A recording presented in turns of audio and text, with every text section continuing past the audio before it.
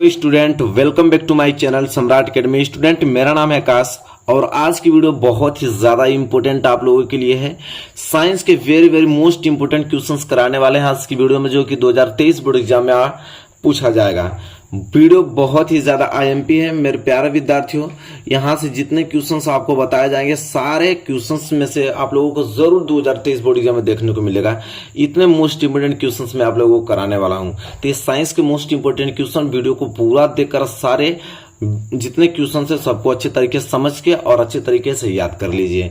चलिए वीडियो को स्टार्ट करते हैं। वीडियो स्टार्ट करने से पहले वीडियो को लाइक नहीं किया तो एक प्यारा सा लाइक बनता है, तुरंत लाइक कर दीजिए। चैनल पे नए हैं तो चैनल को सब्सक्राइब कर लीजिए। डेली वीडियोस आपको हर एक सब्जेक्ट की मोस्ट इंपोर्टेंट क्वेश्चन कराई जाती है, ठीक है, इस चैनल पे। तो जैसा कि देख पा रहे हैं, ये जो प्रश्न आप लोगों को, पहले मैं बहुविकल्प प्रश्न की बात करूंगा, इसके बाद आगे बढ़ेंगे।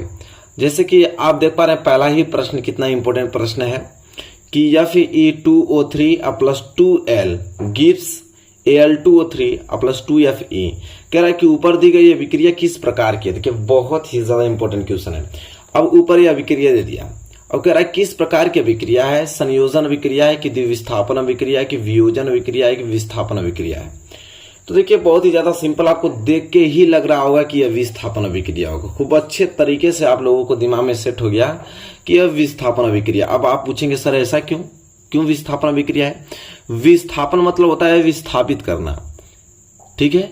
देखिए विस्थापन अभिक्रिया किसे कहते हैं, मैं बोल रहा हूं उसको लिख लीजिए कहीं, कि रासायनिक अभिक्रिया में अधिक अभिक्रियाशील वाला तत्व कम अभिक्रियाशील वाला तत्व को उसके ही यौगिक में से उसको विस्थापित कर देता है।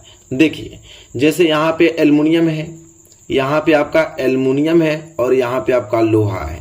एल्युमिनियम अधिक अभिक्रियाशील होता है लोहा से, तो जैसे ही ये दोनों आपस में अभिक्रिया कर रहे हैं तो एल्युमिनियम अधिक अभिक्रियाशील है ना, तो एल्युमिनियम क्या करेगा कि लोहा को, देखिए यहाँ पे विस्थापित कर दिया, लोहा को अलग कर दिया और उसके यौगिक यहाँ पे ऑक्सीजन के साथ अभिक्रिया करके यहाँ पे Al2O3 बना लिया और Fe को अलग कर दिया, तो है ना विस्थापन अभिक्रिया।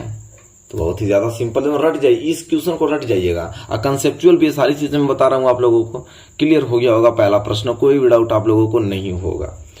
तो यहां तक सारी चीजें क्लियर हो गई। पहला प्रश्न, चलिए तो पहला प्रश्न क्लियर हो गया है, तो आगे बढ़ेंगे क्वेश्चन नंबर दूसरे की तरफ। क्वेश्चन नंबर दूसरा यह है कि श्याम श्वेत फोटोग्राफी में प्रयुक्त होती है। वेरी वेरी मोस्ट आईएमपी प्रश्न है, समझ लीजिए। जितना प्रश्न करा रहा हूं ना बहुत ज्यादा इंपॉर्टेंट है। तो क्या प्रश्न है कि श्याम श्वेत फोटोग्राफी में प्रयुक्त होती है। तो कह रहा है कि श्याम श्वेत फोटोग्राफी में प्रयुक्त होती है AgCl, PbNO3 ट्वाइस कि PbSO4 कि CaCO3। मतलब बहुत ही ज्यादा सिंपल क्वेश्चन है ये। तो क्वेश्चन आप लोगों को याद होगा, डेली अगर क्लास करते हैं आप पढ़ते हैं तो क्वेश्चन याद हो ही जाना चाहिए आप लोगों को। तो श्याम श्वेत फोटोग्राफी में प्रयुक्त होता है तो AgCl होता है। क्या होता है, AgCl। कोई भी डाउट नहीं होना चाहिए आप लोगों को, ये सारी चीजें क्लियर होनी चाहिए आप लोगों को। चलिए यह प्रश्न क्लियर हो गया। तो जब भी कोई एग्जाम में आ जाए प्रश्न कि श्याम श्वेत फोटोग्राफी में प्रयुक्त होता है, आराम से उत्तर देना आप लोगों को AgCl। आगे बढ़ेंगे, अगला प्रश्न देखिए। अगला प्रश्न इंपॉर्टेंट है। कह रहा है कि शुद्ध जल का pH मूल्य है। कह रहा है कि अगर कोई जल शुद्ध जल है तो शुद्ध जल का pH मान कितना होता है, 0, 1, 7, 14। तो सबको मालूम है कि शुद्ध जल का जो pH मूल्य होता है वो 7 होता है। तो क्या हो गया 7, क्योंकि जो शुद्ध जल होता है ना वो उदासीन होता है, तो उदासीन मतलब कि 7, ठीक है। तो क्लियर हो गया आप लोगों को, शुद्ध जल उदासीन होता है तो उदासीन का pH मूल्य कितना होता है, 7 होता है, सबको मालूम है। यहां तक चीजें क्लियर हो गया। आगे हम बढ़ेंगे। चलिए अगला प्रश्न देखिए क्या है। अगला प्रश्न यह है कि खाने के सोडे का रासायनिक सूत्र है। Very very most important. जो खाने वाला सोडा होता है ना उसका रासायनिक सूत्र क्या होता है, Na2CO3, NaHCO3, NaCl कि NH4Cl। बताइए, very very most important question है कि खाने के सोडे का रासायनिक सूत्र क्या होता है। तो खाने के सोडे का रासायनिक सूत्र होता है NaHCO3। याद कर लीजिए, उसे रट जाइए आप लोग कि जो खाने वाला सोडा होता है उसका जो रासायनिक सूत्र होता है NaHCO3 होता है। यहां तक चीजें क्लियर हो गया। चलिए आगे हम बात करते हैं। आगे देखिए अगला प्रश्न इंपोर्टेंट प्रश्न क्या है कि निम्न में से कौन सी धातु अम्ल से हाइड्रोजन विस्थापित नहीं करती। कह रहा है कि अम्ल से हाइड्रोजन विस्थापित कौन नहीं करेगा, इसमें से कौन सा ऐसा धातु है जो अम्ल से हाइड्रोजन विस्थापित नहीं करेगा। Fe, Jn, CuMg। कह रहा है कि आयरन, जिंक, कॉपर कि मैग्नीशियम, इनमें से कौन सा ऐसा धातु है जो अम्ल से हाइड्रोजन विस्थापित नहीं करता है। तो सिंपल बात है, यहाँ पे कॉपर जो है अम्ल से हाइड्रोजन विस्थापित नहीं करेगा। अब आप पूछेंगे क्यों ऐसा सर? तो हाइड्रोजन किस लिए विस्थापित नहीं कर पाएगा? क्योंकि यह कॉपर जो है ना वो कम अभिक्रियाशील है हाइड्रोजन से, विस्थापित वही करता है जो अधिक अभिक्रियाशील होता है। तो लोहा हुआ, जिंक हुआ, मैग्नीशियम हुआ, ये सभी अधिक अभिक्रियाशील है हाइड्रोजन से। तो भाई जब भी अभिक्रिया होगा तो अम्ल से इसको विस्थापित कर देंगे, और कॉपर इससे कम अभिक्रियाशील है तो कॉपर कर नहीं पाएगा इसको। बात खत्म। तो ये चीज है। तो आई होप आपको क्लियर हो गया होगा क्वेश्चन नंबर 5 भी। चलिए आगे बढ़ेंगे, इसको मैं हटाता हूं। क्वेश्चन नंबर 6 देखिए, very most important question. Question number 6 यहां पे है, क्या है क्वेश्चन नंबर 6? कह रहा है कि निम्नलिखित में एल्कीन है।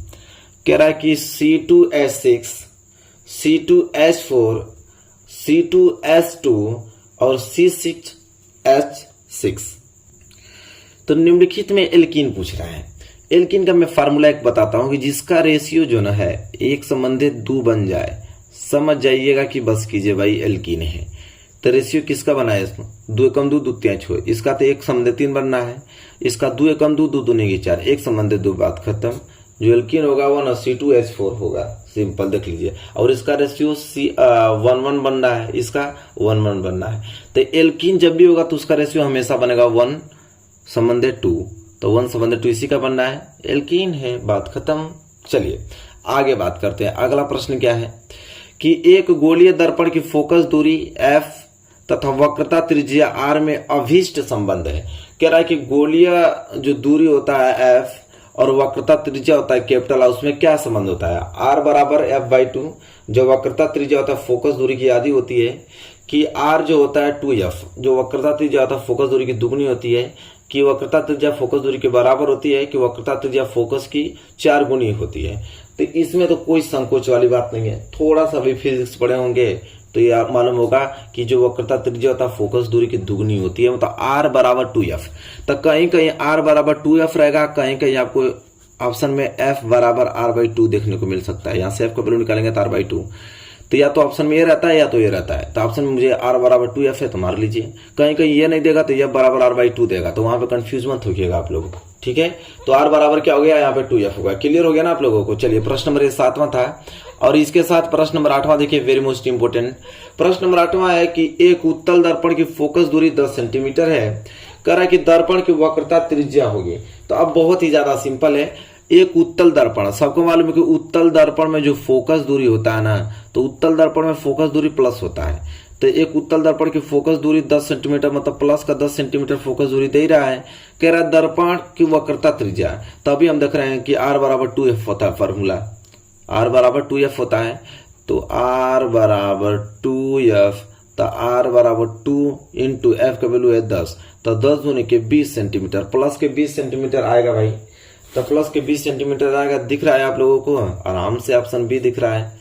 ठीक है, तो बहुत इंपॉर्टेंट क्वेश्चन, इस प्रकार के प्रश्न हमेशा बनते हैं, और जब भी इस प्रकार के प्रश्न आएगा तो आसानी से आप सॉल्व कर लीजिएगा।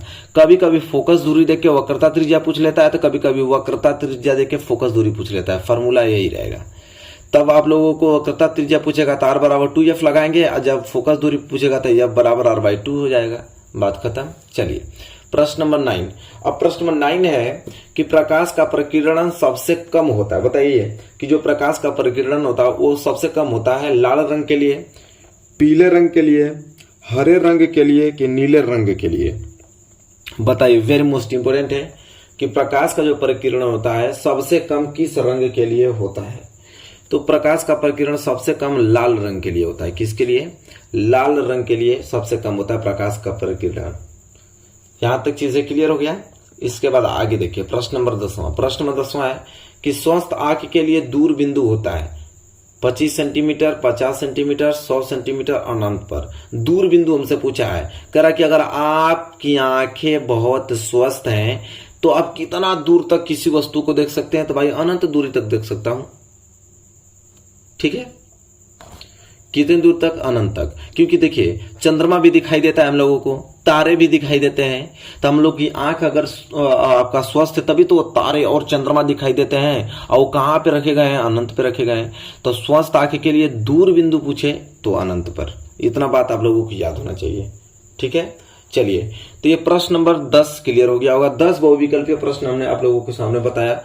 ये 10 बहुत ही ज्यादा मोस्ट और आईएमपी प्रश्न है। आई होप आपको क्लियर हो गया होगा, अच्छे तरीके से तैयार कर लीजिएगा। चलिए अब हम बात करते हैं अगला प्रश्न की तरफ।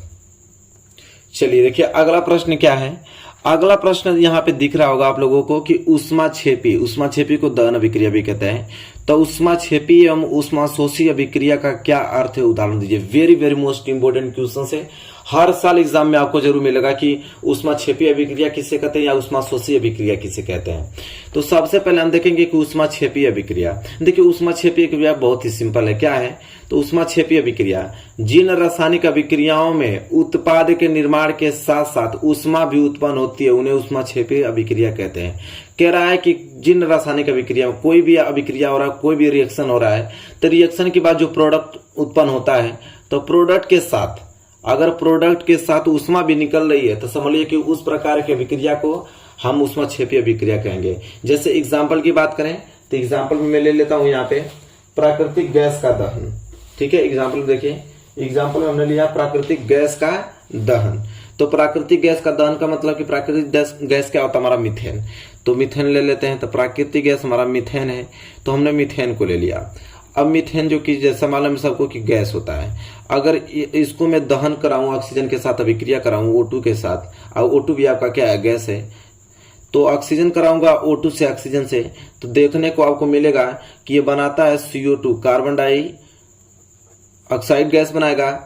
ठीक है, कार्बन डाइऑक्साइड गैस बनाएगा। अब प्लस क्या बनाएगा? यहाँ पे जल बनाएगा, H2O बनाएगा। और H2O गैस के रूप में होता है, भाप के रूप में बनाता है, तो इसलिए मैं जी लिखूंगा। और साथ ही साथ क्या बनाता है भाईजान? तो ऊष्मा बनाता है। क्या बनाता है? ऊष्मा बना रहा है। संतुलित की बात करें तो यहाँ पे ऑक्सीजन 2 यहाँ पे है। ठीक है, यहाँ पे हाइड्रोजन 2, यहाँ पे हाइड्रोजन 4 है। इसके लिए मैं यहाँ पे 2 लगाऊंगा तो हाइड्रोजन 4 हो जाएगा हमारा। लेकिन ऑक्सीजन यहाँ पे 2 और ऑक्सीजन 2, ऑक्सीजन यहाँ पे 4 हो जाएगा, इसलिए 2 यहाँ पे लगा दूंगा तो ऑक्सीजन 4 हो जाएगा। ये संतुलित हो गया। तो जैसा कि देख पा रहे हैं कि ये जो रासायनिक अभिक्रिया हो रही है, ठीक है, तो रासायनिक अभिक्रिया होने के पश्चात ये जो उत्पाद हमको मिल रहा है कार्बन डाइऑक्साइड और जल, तो देखिए उत्पाद के साथ साथ हमें ऊष्मा भी मिल रहा है कि नहीं मिल रहा है? तो ऊष्मा मिल रहा है ना, तो बस खत्म, ये ऊष्माक्षेपी अभिक्रिया होगा। तो वही चीज तो लिखा है ना, जिन रासायनिक अभिक्रियाओं में उत्पाद के निर्माण के साथ साथ ऊष्मा भी उत्पन्न होता है उन्हें ऊष्माक्षेपी अभिक्रिया कहते हैं। तो देखिए उत्पाद के साथ साथ ऊष्मा निकल रहा है, ऊष्मा मिल रहा है हमें, तो ऊष्मा मिल रहा है भाईजान, तो यह हो जाएगा ऊष्माक्षेपी अभिक्रिया। अब प्राकृतिक गैस का दहन पूछता है एग्जाम में, प्राकृतिक गैस का दहन किस प्रकार की अभिक्रिया है? तो ऊष्माक्षेपी अभिक्रिया है। चलिए क्लियर हो गया ना आप लोगों को? कोई डाउट नहीं होना चाहिए, 1% डाउट नहीं होना चाहिए आप लोगों को। चलिए आगे बात करते हैं। आगे ये है आप लोगों का कि ऊष्माशोषी अभिक्रिया। अब ऊष्माशोषी अभिक्रिया क्या होता है? तो उसमें प्रोडक्ट के साथ ऊष्मा मिलता था और इसमें ऊष्मा पहले खर्च होगा। मतलब कि रासायनिक वहां पे क्या होता था ना कि रासायनिक अभिक्रिया होती थी, अब प्रोडक्ट बनते थे, तो प्रोडक्ट के साथ ऊष्मा निकलता था। इसमें क्या होगा कि रासायनिक अभिक्रिया करने के लिए पहले ऊष्मा की ही आवश्यकता होगी। ठीक है, मतलब ऊष्मा पहले चाहिए हमको, तभी अभिक्रिया होगी ऊष्माशोषी। क्या है कि जिन रासायनिक अभिक्रियाओं में ऊर्जा अवशोषित होती है, मतलब ऊर्जा खर्च होती है, उन्हें ऊष्माशोषी अभिक्रिया कहते हैं। ठीक है, जैसे मैं तुम्हें बात करूं नाइट्रोजन। देखिए नाइट्रोजन को अगर मैं ऑक्सीजन के साथ अभिक्रिया कराऊं, नाइट्रोजन भी आप लोगों का गैस ही है, तो नाइट्रोजन को अगर जैसे ही ऑक्सीजन के साथ अभिक्रिया करा रहा हूं, तो देखिए यहाँ पे यह होगा कि बनाएगा NO। संतुलित करूं तो यहाँ पे 2 लगा दूंगा तो 2 ऑक्सीजन 2 नाइट्रोजन 2 ऑक्सीजन, संतुलित हो गया। और यहाँ पे ऊष्मा माइनस में होगा, प्लस में नहीं, ऊष्मा पहले खर्च होगा। ठीक है, मतलब कि नाइट्रोजन और ऑक्सीजन की अभिक्रिया करने के लिए पहले ऊष्मा मुझे चाहिए, तब जाके अभिक्रिया करके बनाएगा। तो इस चीज को ऐसे लिख सकते हैं या तो ऐसे लिख सकते हैं कि N2 + O2 अब प्लस ऊष्मा, पहले ऊष्मा इसमें लगेगा भाई, ऊष्मा खर्च होगा तभी यह अभिक्रिया होगा और यह अभिक्रिया करके NO बनाएगा। ठीक है, तो जिन रासायनिक अभिक्रियाओं में पहले ऊर्जा अवशोषित होती है, तो उस प्रकार की अभिक्रिया को हम ऊष्माशोषी अभिक्रिया कहते हैं। बात एकदम खत्म। यहाँ तक सारी चीजें क्लियर हो जानी चाहिए आप लोगों को, 1% डाउट नहीं होना चाहिए। चलिए आगे हम बात करें तो अगला प्रश्न वेरी वेरी मोस्ट इंपोर्टेंट, छोटा प्रश्न लेकिन लगातार बोर्ड एग्जाम में पूछा जा रहा है कि नेत्र की समंजन क्षमता से अभिप्राय है।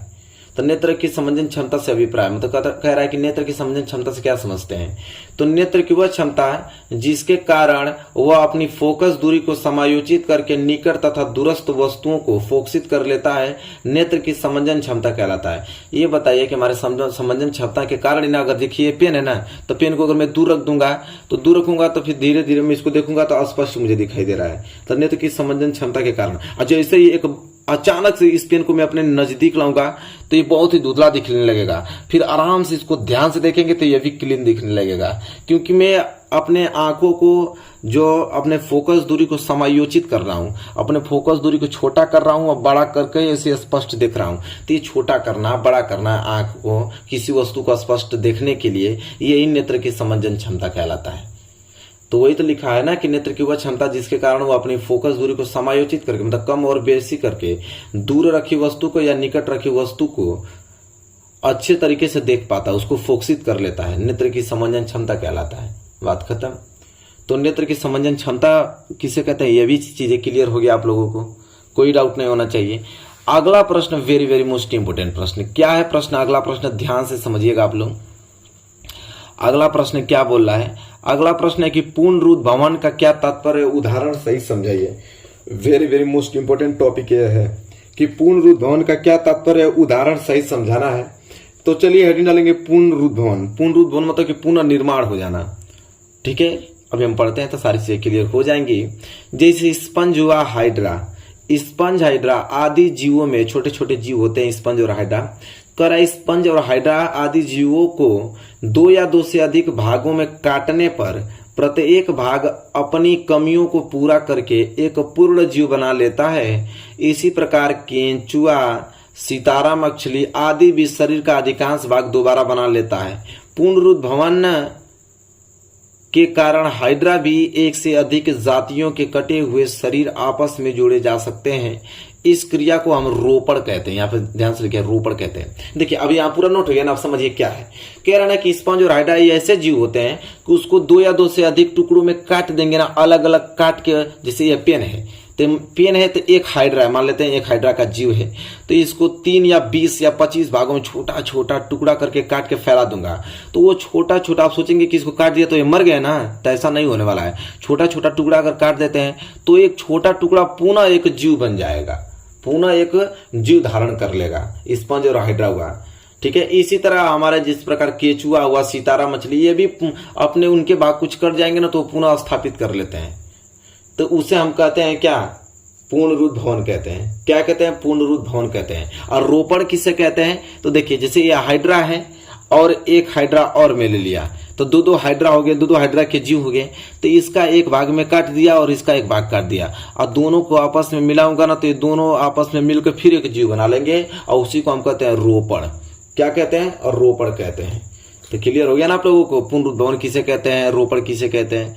मतलब बहुत ही ज्यादा सिंपल है और क्वेश्चन इंपॉर्टेंट है। सब कुछ हमने अच्छे तरीके से आप लोगों को समझा रहा हूं ताकि एग्जाम में आपके दिमाग में सेट हो जाए और ये प्रश्न आए तो बचे ना।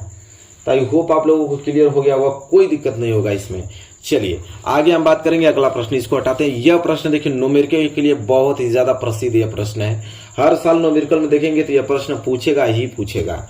अब ये क्या प्रश्न है न्यूमेरिकल का, इसको देखते हैं। यह है कि निर्वात में प्रकाश की चाल जो है ना वो 3 × 10⁸ मीटर पर सेकेंड है। तो कांच जिसका अपवर्तनांक 1.5 है तो में प्रकाश की चाल होगी। देखिए मैं आप लोगों को बताऊं कि यह कह रहा है कि निर्वात में प्रकाश की चाल, जैसे यह माध्यम है, समझिए बहुत आराम से, यह माध्यम पहला, यह माध्यम दूसरा। तो निर्वात में प्रकाश की चाल इतना है तो कांच में प्रकाश की चाल, देखिए ये आपका निर्वात है। ये कौन सा माध्यम है भाईजान, तो निर्वात है। और यह कौन सा माध्यम है भाईजान, तो कांच है। क्या है, कांच। तो कांच होता है सघन माध्यम, सबको मालूम है कांच कैसा माध्यम होता है, सघन माध्यम। और निर्वात कैसा माध्यम होता है भाईजान, तो निर्वात होता है विरल माध्यम। इसमें कोई संकोच वाली बात है नहीं। जब प्रकाश की किरण कहाँ से आती है, ध्यान समझिए, जब प्रकाश किरण आती हैं विरल माध्यम से सघन माध्यम में तो यह अविलंब में बना देता हूं, अविलंब। ठीक है। तो जब प्रकाश किरण निर्वात से आती हैं कांच में, या कहिए कि विरल से आती हैं सघन माध्यम में, तब विलंब की तरफ झुक जाती हैं। किसके तरफ? अविलंब की तरफ झुक जाती है। इसमें कोई भी डाउट नहीं होना चाहिए। जब प्रकाश किरण विरल से सघन माध्यम में आती है तब विलंब की तरफ झुक जाती हैं। तो कह रहा है कि निर्वात में प्रकाश की चाल, तो निर्वात में प्रकाश की चाल दिया है हमको 3 × 10⁸ मीटर पर सेकेंड, और कांच में प्रकाश की चाल हमसे पूछा है, और कह रहा है कि कांच में प्रकाश की जो अपवर्तनांक है, कांच का जो अपवर्तनांक है निर्वात के सापेक्ष, कांच का अपवर्तनांक निर्वात के सापेक्ष वो 1.5 है। सापेक्ष मतलब निर्वात का अपवर्तनांक मतलब कि n का वैल्यू दिया है, तो n का वैल्यू दे दिया है। कह रहा है कि कांच में चाल क्या होगी बताइए। तो देखिए यहाँ पे फॉर्मूला क्या बनता है कि N21, जिसमें प्रकाश आ जाती है ना उसी का अपवर्तनांक निकलता है दूसरे के सापेक्ष। तो कांच का अपवर्तनांक निर्वात के सापेक्ष, तो इसको माध्यम 1 है, ये माध्यम 2 है, तो मैं लिखूंगा 2 का अपवर्तनांक 1 के सापेक्ष। तो माध्यम 2 का अपवर्तनांक 1 के सापेक्ष बराबर फॉर्मूला क्या होगा, तो 2 का अपवर्तनांक 1 के सापेक्ष बराबर V1/V2, मतलब कि माध्यम 1 में प्रकाश की चाल और बटे माध्यम 2 में प्रकाश की चाल। ठीक है, तो ये बन जाएगा N21 का वैल्यू तो दिया ही आपको कि अपवर्तनांक है 1.5 बराबर V1 मतलब कि निर्वात में प्रकाश की चाल, तो निर्वात में प्रकाश की चाल V1 है। अब V1 बराबर हमको दे रखा है यहाँ पे आगे से ही कि 3 × 10⁸ मीटर पर सेकेंड होता है, और कह रहा है कि बटे में यहाँ पे क्या होता है V2, तो V2 बराबर V2 का वैल्यू हमसे पूछा है, तो V2 की जगह V2 लिख देंगे।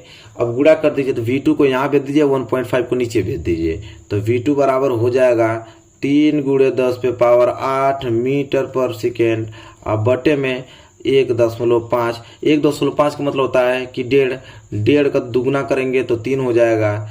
तो V2 मतलब कि माध्यम दूसरा में, मतलब माध्यम दूसरा मतलब कांच में प्रकाश की चाल कितना हो जाएगा 2 × 10⁸ मीटर पर सेकेंड। बात खत्म। V2 मतलब कांच ही हुआ ना, दूसरा माध्यम है, तो कांच में प्रकाश की चाल कितना हो गया 2 × 10⁸ मीटर पर सेकेंड हो गया। तो देखिए कितना जबरदस्त सारे क्वेश्चंस हैं, और आसान कितना है देख रहे हैं ना, बहुत ज्यादा आसान है, बस समझने का बात है। एक बार आपने अच्छे तरीके से समझ लिया तो आसानी से इन क्वेश्चनों को एग्जाम में कर देंगे आप। तो यहाँ से प्रश्न तैयार होगा, प्रश्न नंबर 4 क्लियर हो गया। चलिए, तो प्रश्न नंबर ये भी क्लियर हो गया। अगला प्रश्न देख लेते हैं। अगला प्रश्न देखिए कितना इंपॉर्टेंट प्रश्न, हमेशा लगातार ये प्रश्न पूछा जाता है। ठीक है, यह प्रश्न क्या है, तो प्रश्न यह है कि रेडॉक्स अभिक्रिया किसे कहते हैं, उदाहरण देकर स्पष्ट करो। तो देखिए रेडॉक्स अभिक्रिया को एक और नाम से जाना जाता है जिसे बोलते हैं उपचयन अपचयन अभिक्रिया। क्या बोलते हैं? उपचयन अपचयन अभिक्रिया। तो देखिए रेडॉक्स अभिक्रिया किसे कहते हैं, उदाहरण देकर समझाने के लिए बोला है। कह रहा वह रासायनिक अभिक्रिया जिसमें एक अभिकारक का ऑक्सीकरण तथा दूसरे अभिकारक का अपचयन होता है। ऑक्सीकरण को बोलते हैं उपचयन, ऑक्सीकरण का एक नाम और है उपचयन। तो वह रासायनिक अभिक्रिया जिसमें एक अभिकारक का ऑक्सीकरण तथा दूसरे अभिकारक का अपचयन होता है रेडॉक्स अभिक्रिया या उपचयन अपचयन अभिक्रिया कहते हैं। अब आप सोचेंगे कि सर हमें बताइए कि उपचयन क्या होता है और अपचयन क्या होता है। तो देखिए उपचयन यह होता है कि उपचयन में कोई पदार्थ है उसमें आकर ऑक्सीजन का जुड़ना।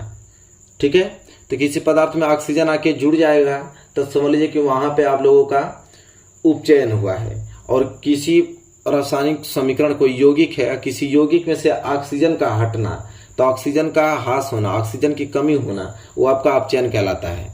तो कह रहा वह रासायनिक अभिक्रिया जिसमें एक अभिकारक का ऑक्सीकरण होगा, ऑक्सीकरण का मतलब कि उसमें ऑक्सीजन जुड़ेगा और एक अभिकारक में आपका ऑक्सीजन हटेगा, मतलब अपचयन होगा, तो रेडॉक्स अभिक्रिया कहलाता है। एग्जाम्पल से ज्यादा क्लियर हो पाएगा। जैसे मैं कॉपर ऑक्साइड की बात करूं, किसकी? Copper oxide. कॉपर ऑक्साइड को अगर हाइड्रोजन गैस से मैं अभिक्रिया कराता हूं, कॉपर ऑक्साइड को हाइड्रोजन गैस से, तो आपको देखने को मिलेगा कि यह कॉपर बनाता है और प्लस जल बनाता है। कॉपर बनाता है और प्लस क्या बनाता है? जल बनाता है। तो यहाँ पे कॉपर ऑक्साइड देखिए, यहाँ पे ऑक्सीजन जुड़ा हुआ है, लेकिन यहाँ पे देख पा रहे हैं कि इसमें से ऑक्सीजन हट गया। कॉपर ऑक्साइड में ऑक्सीजन था, लेकिन उत्पाद में देख रहे हैं प्रोडक्ट में, तो कॉपर यहाँ से गायब हो गया। मतलब कॉपर ऑक्साइड का अपचयन हो रहा है। कॉपर ऑक्साइड का अपचयन मतलब ऑक्सीजन की कमी हो रहा है, तो यहाँ पे लिखेंगे अपचयन हो रहा है। देख पा रहे हैं खूब सुंदर से कि कॉपर ऑक्साइड का क्या हो रहा है, अपचयन हो रहा है, मतलब ऑक्सीजन कमी हो रही है। लेकिन यहाँ पे हाइड्रोजन अकेला है, लेकिन इधर देख रहा हूं तो हाइड्रोजन के साथ भाई यहाँ पे ऑक्सीजन जुड़ गया। तो हाइड्रोजन यहाँ पे अकेला था, उसके साथ ऑक्सीजन जुड़ गया। तो ऑक्सीजन जुड़ गया कि मतलब ऑक्सीकरण हो रहा है, ऑक्सीकरण हो रहा है। ऑक्सीकरण को हम कहते हैं ऑक्सीजन जुड़ना, इसको एक और नाम से जानते हैं उपचयन। जब ऑक्सीजन जुड़ता है तो उसे हम बोलते हैं उपचयन। तो देख लीजिए, एक रासायनिक अभिक्रिया में एक अभिकारक का तो अपचयन हो रहा है और दूसरे अभिकारक का उपचयन हो रहा है। तो जब ऐसा अभिक्रिया आ जाए कि जिसमें एक अभिकारक का उपचयन हो और दूसरे अभिकारक का अपचयन हो, या अपचयन उपचयन हो, तो भाई इस प्रकार की अभिक्रिया रेडॉक्स अभिक्रिया कहलाती है। बात खत्म। या तो उपचयन अपचयन अभिक्रिया कहलाती है, रेडॉक्स अभिक्रिया या उपचयन अपचयन अभिक्रिया कहलाती है। तो यहाँ तक सारी चीजें क्लियर हो गई, आप लोगों को पता है, कोई डाउट नहीं होना चाहिए बिल्कुल। तो देखिए इतना सारा मोस्ट इंपोर्टेंट क्वेश्चन, वो भी लॉजिकल, हमने एकदम पूरा डिटेल में आप लोगों को समझाया है कि प्रश्न यही याद हो जाए, कोई दिक्कत ना हो। तो मेरे प्यारे विद्यार्थी, वीडियो आपको कैसी लगी बताइए। वीडियो अच्छी लगी तो प्लीज लाइक कीजिए और चैनल पर नए हैं तो चैनल को सब्सक्राइब करके बेल आइकन को प्रेस कर लीजिए। मिलेंगे एक प्यारे से नेक्स्ट वीडियो में, तब तक के लिए धन्यवाद।